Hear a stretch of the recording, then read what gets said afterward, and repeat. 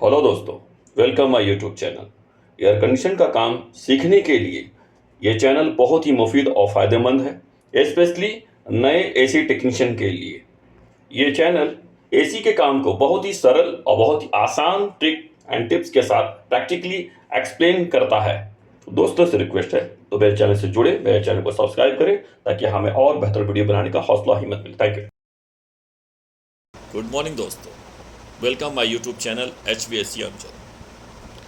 आज का जो टॉपिक है, एक साइड पे एक यूनिट, उसका जो ब्लोअर कॉन्टेक्टर के जो नीचे में जो ओवरलोड लगा हुआ है वो बार बार ट्रिप कर जा रहा है, वो बार बार ट्रिप कर रहा है।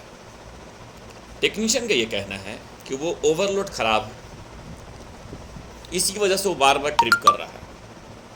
लेकिन जब कभी इस तरह का प्रॉब्लम हो कि ओवरलोड बार बार ट्रिप कर रहा हो किसी का भी, चाहे वो ब्लोअर का हो, कंप्रेसर का हो, कंडेंसर मोटर का हो, कोई भी हो, सबसे पहले हमें वोल्टेज को चेक करना है।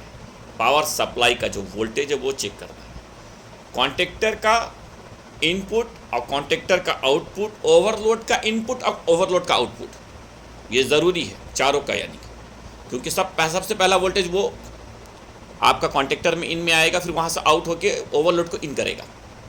तो सबसे पहले वोल्टेज चेक करना चाहिए। वो सही अगर वोल्टेज नहीं मिलेगा तो आपका वो एम्पेयर ज़्यादा लेगा। तो ये जो ब्लोअर कॉन्टेक्टर का जो वो एम्पेयर ज़्यादा ले रहा है, वो सही से उसका वोल्टेज चेक करना चाहिए। वो कुछ भी हो सकता है कंप्रेसर, लेकिन यहाँ पर हम स्पेशली जो बात कर रहे हैं वो ब्लोअर कॉन्टेक्टर का ओवरलोड पे बात कर रहे हैं, ठीक है, इसी से। लेकिन किसी का भी अगर वो एम्पेयर ज़्यादा ले रहा है तो हमें सबसे पहले वोल्टेज, उसके बाद कॉन्टेक्टर और ओवरलोड है तो वो चेक करना चाहिए कहीं वो प्रॉपर आउटपुट कर रहा है कि नहीं। 3 फेस में कोई फेस मिसिंग तो नहीं है, वोल्टेज लो तो नहीं हो रहा है, लूज कनेक्शन तो नहीं है, पावर केबल लूज तो नहीं है, ये सब कुछ चेक करना चाहिए। अब ये ओवरलोड ट्रिप क्यों कर रहा है? क्या ओवरलोड ख़राब है इसलिए ट्रिप कर रहा है, या कुछ और, या वोल्टेज की वजह से कर रहा है, या कॉन्टेक्टर ख़राब है, या ओवरलोड ख़राब है लूज कनेक्शन की वजह से? नहीं, ये सब कुछ ओके है। उसके बाद भी अगर ओवरलोड ट्रिप कर रहा है तो इसका मतलब है कुछ एबनॉर्मल है, कुछ वजह है, वो रीज़न है। तो रीज़न सब ओके होने पर उसके बाद भी अगर वो ट्रिप करे तो सबसे पहले हमें वोल्ट एम्पेयर को चेक करना है। हमें एम्पेयर को देखना है कि वो कितना एम्पेयर ले रहा है। एम्पेयर को चेक करें, उस एम्पेयर से आपको कंफर्म हो जाएगा, मालूम चल जाएगा। तो एम्पेयर में क्या है, सबसे पहले हम रेटेड एम्पेयर में जाएंगे कि जो यूनिट पे जो नेम प्लेट है वो स्पेशली वो बताता है आपको एक एक चीज़ को क्लियरली मेंशन करता है कि कंप्रेसर का एम्पेयर कितना होगा, ब्लोअर का कितना होगा, हीटर का कितना होगा, कंडेंसर फैन का कितना होगा, सब कुछ बताता है। वोल्टेज, एम्पेयर, LRA, एवरीथिंग पूरा डिटेल उसमें मेंशन रहता है, पूरा डिस्क्राइब किया रहता है। तो सबसे पहले हमें वो चेक करना चाहिए कि वो कितना एम्पेयर लेना चाहिए। ये साइड पे जो एम्पेयर जो लिखा हुआ है वो रेटेड है, वो 23 है, बट एक्चुअल जो है वो 20। ओके, नेम प्लेट को रीड करते हैं। नेम प्लेट में आपका जो ब्लोअर का एम्पेयर है वो कितना है, 23 है, ठीक है। एक्चुअल देखते हैं, एक्चुअल कितना है, वो 22 पॉइंट कुछ है, यानी कि वो सेम 23 तक जा रहा है, 22.7 यानी 23 में आ जा रहा है वो, इसीलिए वो ट्रिप कर रहा है, यानी कि रेटेड और एक्चुअल सेम है। तो एम्पेयर कम होना चाहिए, कम लेना चाहिए, जितना रेटेड है उससे कुछ % कम लेना चाहिए। तो सेम ले रहा है इसलिए वो ट्रिप करना, कि वो ख़राब होने की वजह से, वोल्ट किसी और वजह से नहीं, सिर्फ जो वजह है वो ये वजह यही। तो अभी हम लोग को क्या करना है इस पर, इसको हम लोग को फिर करना ये है कि इसका जो ब्लोअर का मोटर का जो पुली है उसको एडजस्ट करना पड़ेगा ताकि कुछ एम्पेयर को कम किया जा सके। ओके, तो पुली को एडजस्ट करके एम्पेयर को कम किया जा सकता है। पुली को एडजस्ट करने से इतना भी हमें कम नहीं करना है ताकि कूलिंग को अफेक्ट ना करे। आप थोड़ा बहुत कम कर सकते हैं, इतना नहीं कम करना है कि कूलिंग को अफेक्ट करे। जैसे अभी हमारा रेटेड 23 है, एक्चुअल 22.7 है, तो हम लोग उसको 18, 19, 20 पे ला सकते हैं, वहाँ तक कर सकते हैं।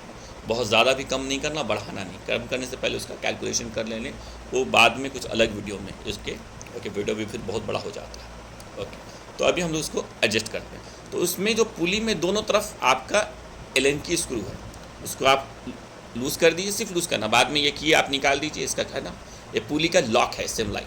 बाद में घड़ी का उल्टा दोनों तरफ आपको घुमाना है। ओके, याद है घड़ी का उल्टा, घड़ी का डायरेक्शन क्लॉकवाइज पे है तो उसका अपोजिट है। ओके, बाद में वो लॉक निकलेगा, वो बाद में घूम जाएगा। थोड़ा दिक्कत होता है, इतना आसानी से नहीं होता है, थोड़ा सा ताकत लगाना पड़ता है, हल्का सा, बहुत ज़्यादा भी नहीं, खाली का जैसा नहीं, सिंपल में आ जाता है। तो थोड़ा बाद आप हैमर से उसको हिट करेंगे, बाद में वो घूम जाता है। अभी हम लोग उसको ओके एक एक राउंड घुमा दिए हैं, एक एक राउंड घड़ी का उल्टा घुमा दिए दोनों तरफ से, ज़्यादा नहीं किए, ठीक है। क्योंकि बहुत ज़्यादा भी खोलने से होता है क्या है, फिर बाद में बेल्ट का अलाइनमेंट नहीं मिलेगा, बेल्ट आपका सेम से क्या होगा, एकदम अपोजिट हो जाएगा, बेल्ट का अलाइनमेंट नहीं मिलेगा ज़्यादा खोलने से। ये भी ध्यान रखना, बाद में अलाइनमेंट नहीं मिलेगा तो फिर बाद में बेल्ट ब्रोकन का इशू आ जाएगा, इसका भी ध्यान रखना। ओके, तो इतना खोलना है कि वो भी ध्यान रखना है, सब चीज़ों पे ज़रूर गौर करना है। तो ओके, तो हम लोग एक एक राउंड दोनों तरफ कर लिए हैं, बाद में उसको आपका जो लॉक था पुली का उसको लगा दिए हैं। ओके, बाद में उसको प्रॉपर फुल टाइट कर लें। जब आप पुली को खोलेंगे घड़ी का उल्टा, तो इसके बाद क्या होगा, बेल्ट आपका लूज़ हो जाएगा, जाहिर है बेल्ट आपका लूज़ हो जाएगा। जब आप पुली खोलेंगे ना, तो हाँ अब देखिए हम लोग अब इसको बेल्ट लगाए तो अभी क्या हुआ, बेल्ट लूज़ हो गया। पहले जो टाइट था अब लूज़ हो गया, तो उसको फिर बेल्ट को टाइट करना पड़ेगा, ठीक है। ओके, अभी देखिए अलाइनमेंट ज़्यादा मिस नहीं हुआ, लेकिन अगर बहुत ज़्यादा खोल देंगे 3-4 बार अगर पुली को घुमा देंगे तो फिर एकदम अपोजिट दोनों बेल्ट जाएगा। ओके, अब उसको बेल्ट लूज़ है तो देखो दो ना, वो चेक नट है, वो सेम वो लॉक नट है, वो दोनों को लूज़ करना। बाद में इसको भी सेम, अब इसको पुली को घड़ी का उल्टा था ना, अब ये सेम क्लॉकवाइज के डायरेक्शन में जाएगा ये, हाँ घड़ी का डायरेक्शन पे टाइट करना है, तो इससे टाइट होगा, लूज़ करने के लिए अपोजिट हो जाएगा। ओके, बेल्ट को टाइट करने के लिए दोनों जो मिडिल में बीच में जो चेकनेट है वो दोनों को लूज़ करो और इसको बाद में इसको टाइट करो, बस। और ज़्यादा कुछ बड़ा तामझाम नहीं है, सिंपल है एकदम। ओके, ओके सिंपल है एकदम, इजी है। ओके, हो गया, चेक कर लो कैसा है। ओके, बाद में वो चेक नट को एकदम ध्यान से टाइट करना है, मिस नहीं होना चाहिए। इफ़ बाय मिस्टेक अगर वो मिस कर गया तो बहुत मुश्किल हो जाएगा, फिर क्या होगा, बेल्ट लूज हो जाएगा, साउंड आएगा, बाद कुछ डैमेज भी कर सकता है। तो वो टाइट करने के बाद प्रॉपर फुल टाइट होना चाहिए। और सेम आप बोल सकते हो उसको लॉक नट है वो मोटर को, ताकि वो मोटर मूव ना कर सके। हो गया है। ओके, तो सबसे पहले बाहर निकलते हैं। ओके, और उसके बाद हम लोग एक्चुअल देखते हैं कि कितना एम्पेयर है, ठीक है। अब हम लोग यहाँ से एक्चुअल देखेंगे, वो बोल इसका एम्पेयर चेक करेंगे, एम्पेयर चेक कीजिए।